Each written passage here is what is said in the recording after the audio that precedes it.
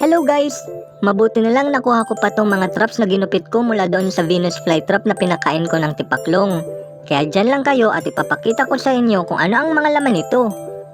Unahin natin tong isa. Mahulaan nyo kaya kung ano ang laman nito? May kanipisan nito, kaya malamang maliit lamang yung nahuli nitong insekto. Bubuksan ko na guys! Ay, walang laman. Ibig sabihin, natunaw nung kanyang digestive enzymes yung buong insekto. Dito naman tayo sa pangalawang trap. Mukhang busog na busog ito. Handa na ba kayo? In 3, 2, 1. Ito pala guys, yung kumain ng tipaklong. Kaya naman pala busog na busog ito.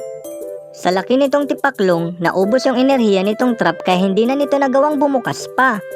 I-share nyo naman tong video para marami pang makapanood nito. Ako ang inyong Bicolanong Hardinero Plan Kuya.